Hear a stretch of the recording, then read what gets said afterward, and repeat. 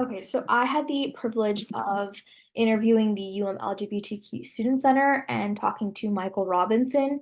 The LGBTQ Student Center is a center that visions for community, self-discovery, and advocacy where people of all genders and orientations can feel respected and valued.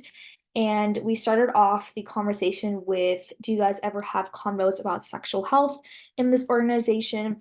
And Michael responded that they're very sex positive there. They have some plan B, different contraceptives such as condoms, and that sexual health is very much talked about in their organization. And he also mentioned that he's in an organization called the Black Leaders for the Queer Community. And they also have events such as community dialogue, where it's described as tea times where students can come in and talk about anything on their minds. Second question asked is, do you guys educate on HIV and how? Michael responded that there's different testing that happens around campus at different times, and that there's even events like Black Native Children's Career Community, and that during their open ceremonies, they have different testing is available.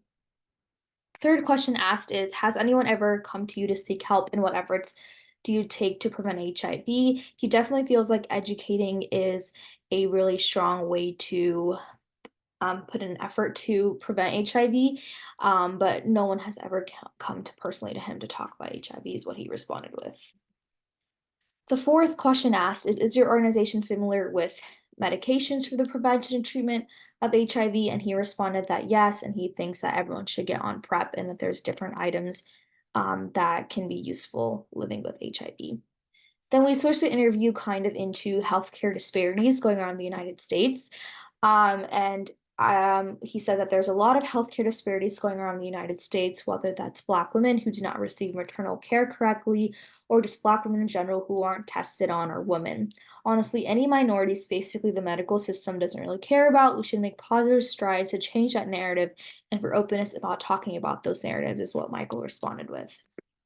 So since he mentioned positive strides, I asked a question back on how can we change healthcare inequalities. He mentioned more testing on people and more people who are in these marginalized communities, more research on them. If you don't have the research, there is no way you can make the positive strides or the changes, is what he responded with.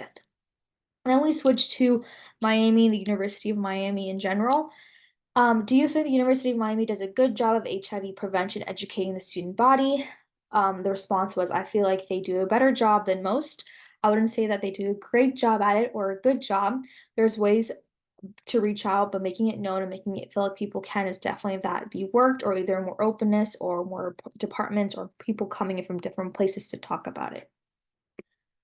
Do you think Miami's a hotspot? Yes, I think it's a hotspot mostly due to the lack of knowledge and the traveling measures here, is what Michael responded with.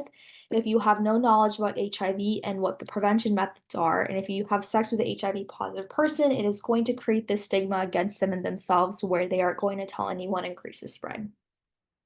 The last two questions were, are there any social disparities in the healthcare community you feel strongly about? And Michael felt really strongly about the Black women, especially maternal care, and how they cannot express themselves, and which hurts themselves and their families around them. The last question is, since we talked to a student center, I asked about the resources that students can contact. And he said that there is a student health for HIV testing, contacting the LGBTQ Center, and the MSA, which is the Multicultural Student Affairs.